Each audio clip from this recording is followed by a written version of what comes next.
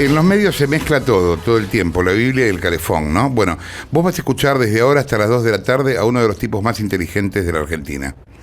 Se llama Mario Bunge.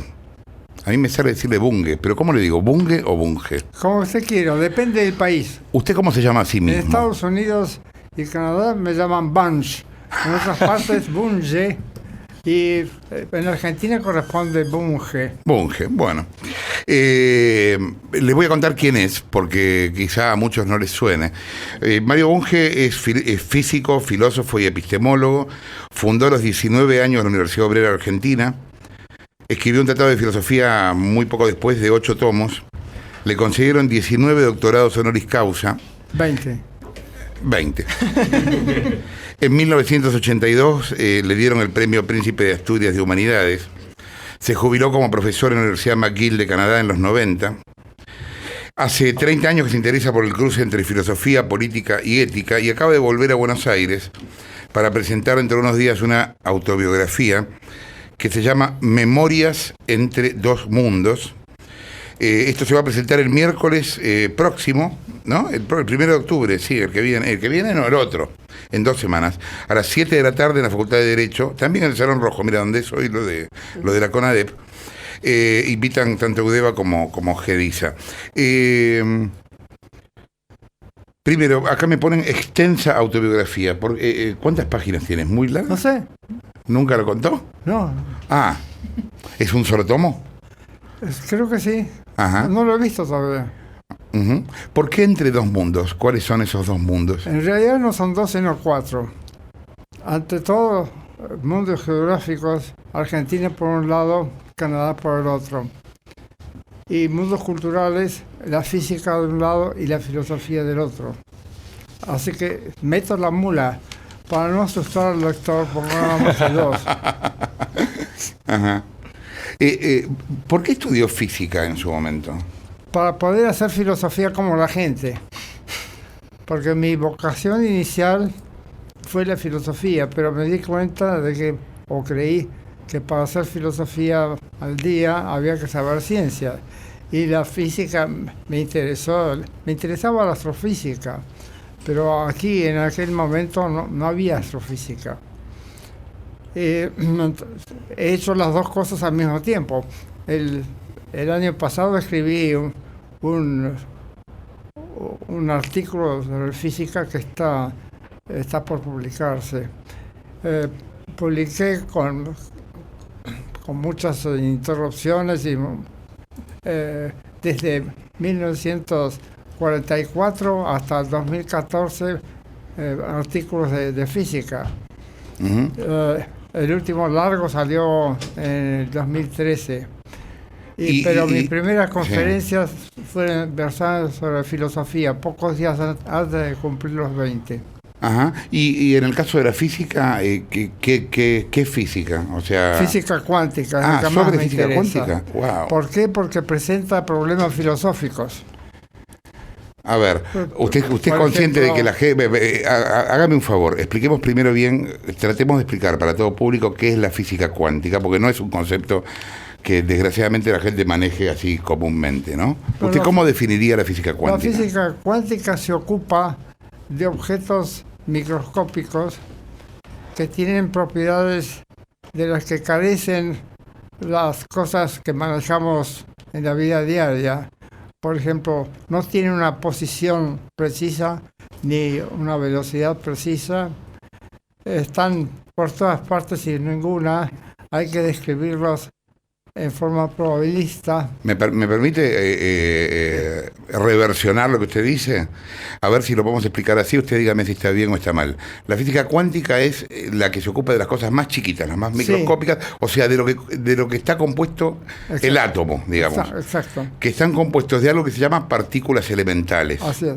Que se van descubriendo a lo largo de los años cuántas son, ¿no? Y sí, hasta ahora hay 16, 18. Hay más de 100 partículas. ¿Ya hay más de 100? Sí, wow, sí. Bueno.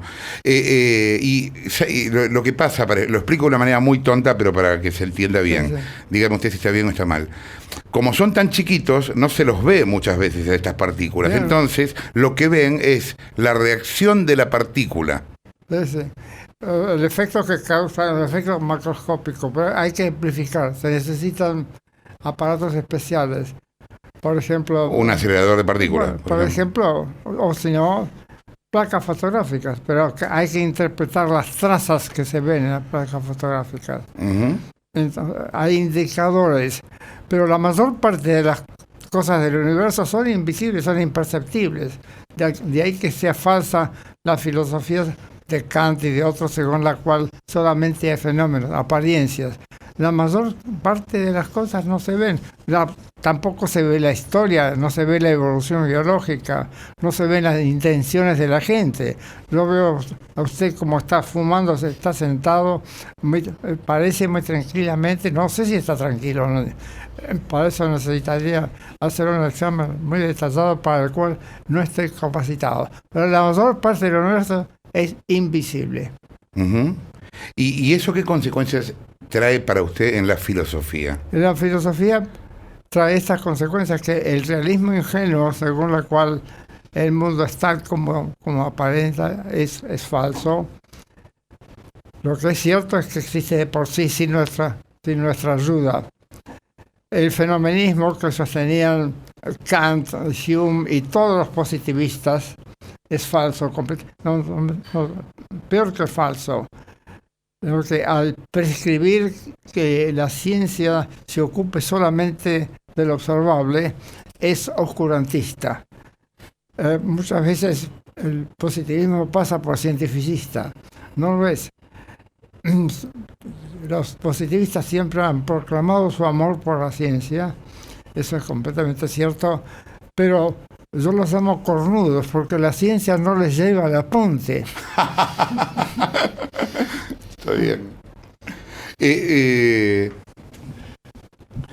Cuando usted se interesa por la física cuántica, ¿cuántas partículas elementales habían descubierto? Más de 100 y seguramente debe haber más cuando se investigue la materia negra, que nadie sabe en qué consiste. Todo el mundo cree saber que el 90% de la materia del universo es negra, o sea que ni emite ni refleja luz, pero nadie sabe qué es la materia negra. Por supuesto, nadie cree que sea algo misterioso, que nunca se va a descubrir. Simplemente esperemos que las generaciones sucesivas las descubran, a diferencia de Chomsky, que declaró hace poco que tanto la materia como la mente son misteriosas. Entonces su filosofía es, lo llaman el mismo, el misterismo. Eso estaba bien, digamos, para los chamanes de épocas muy primitivas, que querían hacer creer a la gente que todo era misterioso y que para poder desenvolverse en el mundo había que recurrir a ellos. ¿Para usted el hombre puede llegar a conocer todo? No se sabe.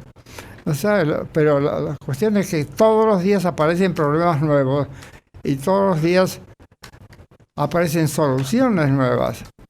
Y es muy difícil llevar la cuenta de las novedades. Por ejemplo, hace unos 10 años se descubrió la epigenética. Se descubrió que el genoma, lejos de ser pasivo y de ser inmune al ambiente y a las experiencias, se combina con metilo y otros grupos químicos, se transforma y más aún ese genoma transformado es heredable, de modo que los descendientes de esas personas o de esos animales que han tenido esas experiencias heredan eso. Eso es un tópico hot, caliente. En plena, uno de los grandes especialistas en Mini fue alumno mío en McGill. Y se sabe muy poco sobre eso. Hace 20 años se descubrió la ecodevo, es decir, la síntesis entre la genética por un lado y la biología del desarrollo. Y se vio que las mutaciones se van produciendo en el curso del desarrollo. por ejemplo, los cánceres.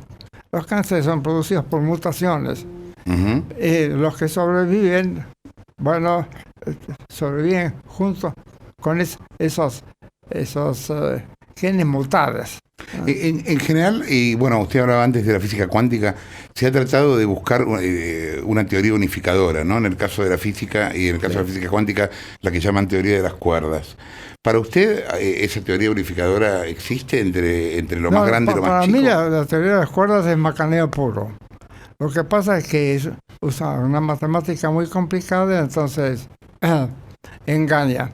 Pero una teoría que supone que el espacio tiene no 3 dimensiones, sino 10, es decir, una teoría que echa por la borda gran parte del conocimiento ya adquirido, no es científica. Una de las pruebas a que hay que someter las teorías nuevas es ver si incorpora o no incorpora al saber ya adquirido. Si lo deja de lado, como pasa con todas las ciencias, no hay ciencia. Pero a veces pasa, Bunge, que una teoría deja de lado todo lo anterior, qué sé yo, Copérnico. No, nunca deja todo de lado.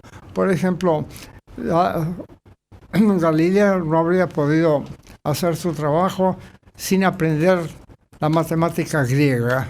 Bueno, la matemática griega fue enriquecida por la época moderna, pero no fue dejada de lado. Tampoco los métodos de observación que usó, Ptolomeo fueron dejados de lado. Fueron mejorados, porque en lugar de usar la simple vista, a Galileo se le ocurrió algo que a nadie se le había ocurrido, y es dirigir para arriba, hacia el cielo, los anteojos que se usaban, los largavistas que se usaban para detectar a las tropas españolas que iban a saquear los Países Bajos, ¿no? A él se le ocurrió algo que a nadie se le había ocurrido, muy sencillo: cambiar la dirección de los largavistas. Entonces, por eso pudo descubrir las manchas solares que eran imposibles. Bueno, a Einstein le pasó algo similar también, claro. Sí. Ahora, ¿será eso la ciencia, el cambio del punto de vista? ¿La evolución de la ciencia tendrá que ver con el cambio del punto de vista del observador? Sí, muchas veces hay cambios de punto de vista, a veces, pero no hay revoluciones completas en ciencias, a diferencia de lo que sostenía Kuhn. Para mí ha habido solamente 2 revoluciones científicas. Primero fue el nacimiento de la ciencia en la Grecia moderna, en ninguna otra parte, Grecia moderna. Y el segundo fue hacia el año 1500, con Galileo, Harvey y otros. Empezaron a tomar en serio el estudio de la naturaleza. Estábamos hablando hace un rato del punto de vista, del cambio de punto de vista y de qué manera eso sirve en la ciencia. Así como en algún momento Einstein tuvo que pensar que había otra dimensión para poder hablar de la relatividad, qué sé yo, en la historia de la pintura, por ejemplo, Dalí un día se situó arriba de Dios y pintó la crucifixión desde arriba.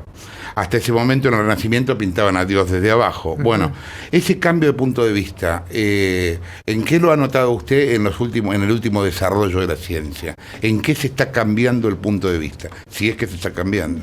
Sí, que se están acercando entre sí las ciencias a medida que se multiplican.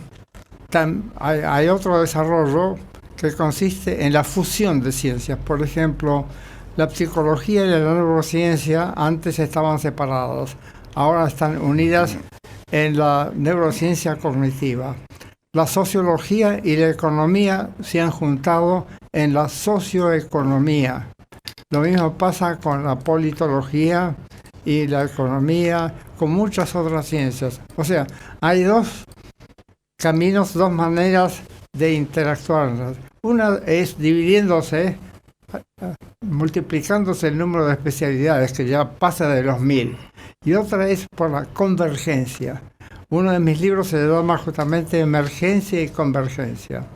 Yo sostengo que para entender la emergencia de cosas nuevas, con propiedades nuevas, hace falta muchas veces juntar 2 o más ciencias, por ejemplo la física con la química. Hoy día no se puede hacer biología sin saber mucha química. Pero la bioquímica ya nació en el siglo XIX. Claro. Pero, digamos, en forma masiva. La gran novedad de la biología molecular es que eso ocurre ya al nivel molecular. Perdón. Sí, no. El otro día hacíamos este planteo, a ver a usted qué le parece. Que este es un momento en el cual hay un desfase entre la tecnología y la filosofía. O sea, la filosofía no tiene respuestas a problemas que la tecnología ha vuelto reales y complejos. Es verdad. La mayor parte de los filósofos se han quedado dormidos, no se han dado por enterados de los cambios de la ciencia y de la técnica. Hay muy pocos filósofos de la tecnología. Uno de ellos está por venir, va a participar en la presentación de mi libro, es el salmantino Miguel Ángel Quintanilla. Es el mejor filósofo de la técnica en lengua castellana. Mire usted. ¿Va a estar ahí con usted en la presentación? ¿Va a estar con usted en la presentación del libro? Sí. Es el... lejos de quedarse de contemplar la tecnología, se ha puesto él mismo a construir aparatos, ¿no? Sabe construirlos. En todo caso, la tecnología presenta no solamente problemas éticos, sino también problemas de conocimiento, porque obviamente no es igual la ciencia que la tecnología. El primero en darse cuenta de eso, cosa curiosa, fue Ortega y Gasset mientras estaba en Buenos Aires. Fue el primero en escribir un libro sobre filosofía de la técnica en el 39, que publicó Espada Carpe, mientras estaba exiliado en Buenos Aires. ¿Recuerda el nombre del libro ese de Ortega? No recuerdo, pero es muy... Yo siempre fui anti-orteguiano, pero cuando vi ese libro... ¿Por qué? Escribía muy bien. Vio algo, sí, escribía maravillosamente. Muy bien. Además, un periodista de primera. Sí. Además, le enseñó periodismo a su hijo, José Ortega Espotorno, de quien fue muy amigo. Fue uno de los fundadores del País, que es un gran diario, fue un gran diario. En todo caso, en efecto, la tecnología, pero eso es curioso, ya lo vio Aristóteles, vio que no es lo mismo un objeto natural que un objeto diseñado. Marx hace la diferencia entre una casa y una colmena. La colmena la construye la abeja instintivamente, sin hacer planos. La casa, en cambio, es una construcción deliberada. Hay que empezar por hacer planos, o imaginarlo, por lo menos, ¿no? Yo le hablaba de ese desfase, porque, por ejemplo, ahora hay problemas que las distintas industrias están enfrentando, porque la tecnología cambió la definición filosófica, por ejemplo, de la propiedad, del uso. Sí. Si la propiedad está o no determinada por el uso. ¿Quién es el dueño de un disco? ¿El que lo tiene, el que lo baja, el que se lo presta a otro? Son problemas muy concretos que hoy viven todos los chicos en Internet y que la filosofía no tiene respuestas a eso. Es que se han quedado dormidos. Y al camarón que se duerme ya se sabe lo que le pasa, ¿no? Lo peor del caso, no es ese, lo peor del caso es que hay una asociación internacional de filosofía y la técnica que hace sus congresos anuales y casi todos los miembros de esa sociedad son existencialistas. Ahora bien, a Heidegger era contrario a la tecnología, era reaccionario 100%, excepto en lo que respecta a la tecnología militar alemana, el gran admirador. Cuando se trataba de destruir, aplaudía. Pero cuando la tecnología se pone al servicio nuestro, al servicio de la gente común, al hacer más fácil la vida, al disminuir la necesidad del trabajo muscular, etcétera, eso ya no le interesaba. Entonces se da esa paradoja, que casi todos los que se llaman a sí mismos filósofos de la técnica son tecnófobos, no son tecnófilos, sino tecnófobos. Odian la tecnología, odian aquello que es como, digamos, dar cátedra de teología a los teólogos, a los ateos, ¿no? Hay quienes piensan que la aparición de Internet en la humanidad fue tan importante como la aparición de la imprenta en tanto elemento democratizador. Sí, estoy completamente de acuerdo, pero también tiene, como todo elemento tecnológico, tiene su lado malo. El lado malo es que hace que la gente se vuelve un poco perezosa. Antes había que romperse para encontrar noticias. Pero Ahora, las máquinas no tienen moral. no, claro, así es. O sea, depende de cómo las usemos. No, pero nosotros nos volvemos perezosos. Antes había que trabajar mucho para conseguir conocimientos nuevos. Ahora no se consigue, con Internet no se consiguen conocimientos nuevos, pero se difunden las novedades con excesiva facilidad.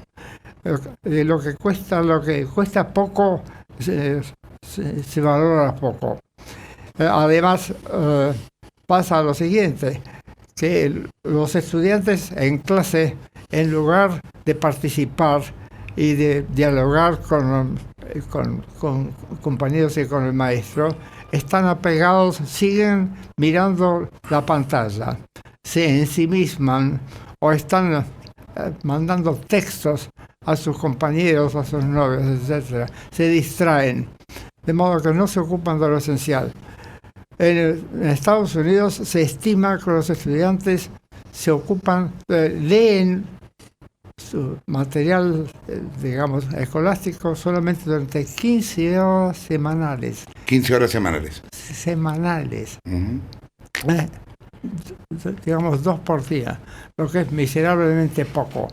Pierdan muchísimo tiempo con sus juegos electrónicos. Hace 50 años dedicaban el doble, que tampoco es suficiente, 30 horas. 30 horas. Ahora 15. ¿Cuánto será dentro de 30 años? No se sabe. Pero en todo caso, tiene sus lados malos el avance técnico. Recuerda usted que la desocupación masiva que produjo la revolución industrial, al reemplazar al músculo, la máquina dejó desempleados a millones de gente, ¿no? El auto es muy conveniente, pero ¿qué pasa? Nos engorda, nos permite engordar, hace que la gente no camina. Antes de tener auto, de usar auto, de abusar del auto, la parte más fuerte de mi cuerpo eran en las piernas, ahora están debilitadas por falta de uso. ¿Usted cree en Dios? No he recibido enseñanza religiosa. Mi madre era luterana, pero muy abierta, no era protestante, y mi padre era ateo. No veo ningún motivo para creer en Dios. Yo creo en la ciencia, pero la ciencia encuentra explicaciones, en la religión encuentro misterios. Pero también creo en la necesidad de la libertad completa de cultos, libertad de cultos.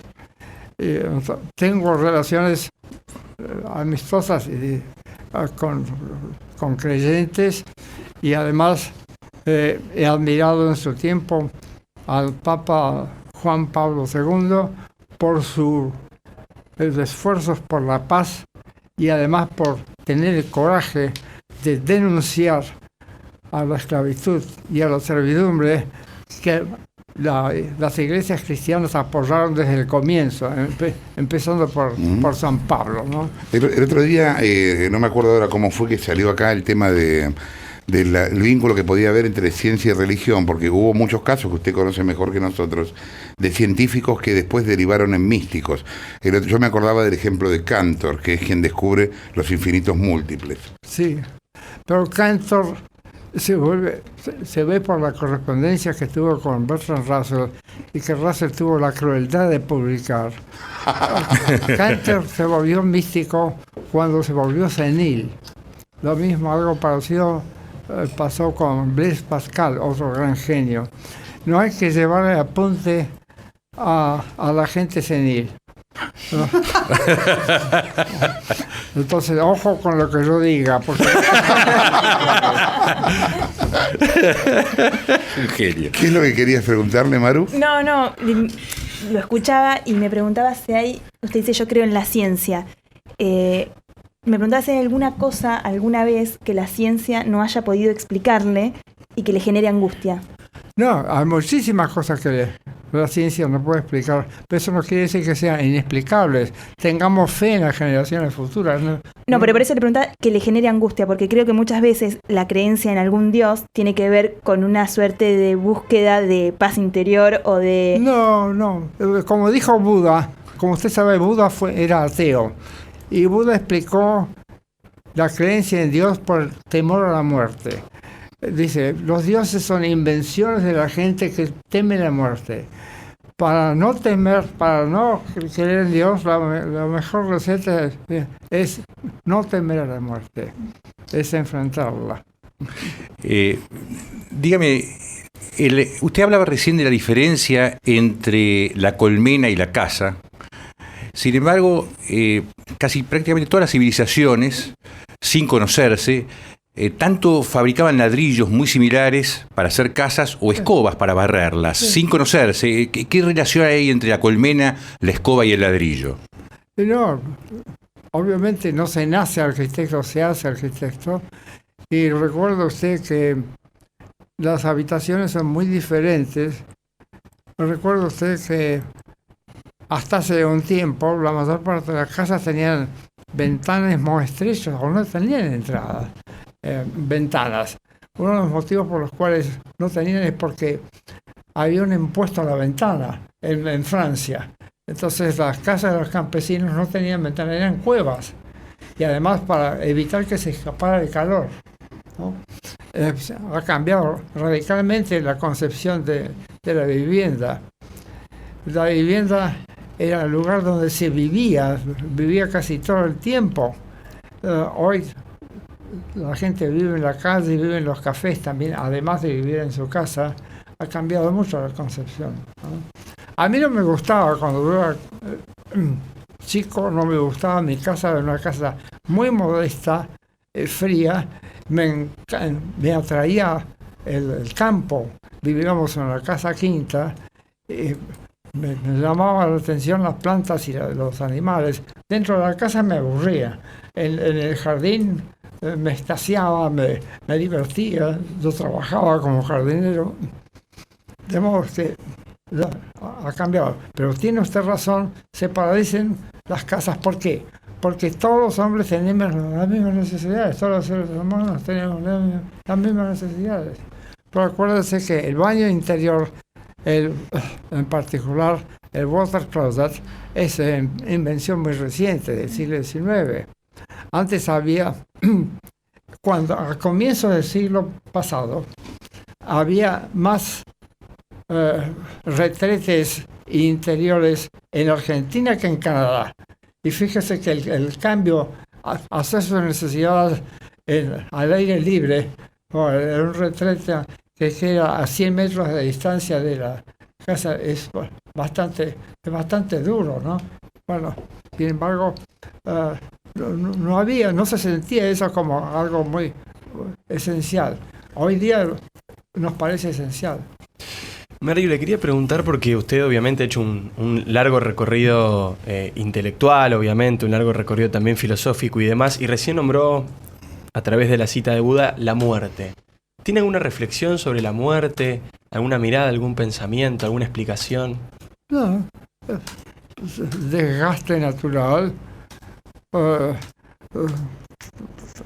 No hay nada que dure. ¿Por qué vamos a durar nosotros? Que somos seres muy complejos. Lo extraordinario no es eso. Lo extraordinario es que hace 200 años la gente vivía, la longevidad media era de 25 años en los países industrializados. Hoy día en los países nórdicos es de 82. En Estados Unidos es 79. En los países subdesarrollados no llega a 50, ¿no? En Afganistán creo que es de 40, ¿no? Lo notable es cómo la longevidad depende del ingreso. Por ejemplo, hace unos años se hizo un estudio muy interesante sobre la relación entre escala en escalafón de los empleados públicos ingleses en Whitehall. Whitehall es un edificio muy grande en Londres donde se concentran miles y miles de empleados públicos, todos los cuales tienen acceso a la misma medicina socializada, todos, hospitales, médicos, etc. Pero los jefes viven 10 años más que la secretaria más modesta. Viven además menos las enfermedades son mucho menos frecuentes, al revés de lo que se creía antes, que el estrés mata. No, sufren mucho más estrés los subordinados que los jefes. La falta de libertad, de libertad para tomar decisiones, para organizar su trabajo, enferma, produce un estrés. El estrés es ¿qué es? El aumento de los corticoides en la sangre. Y los corticoides van carcomiendo el cuerpo humano. Entonces, cuanto más arriba, cuanto más libres de tomar decisiones, tanto mejor. Este es un argumento a favor de la libertad. Un gusto haberlo escuchado, Bunge. Gracias.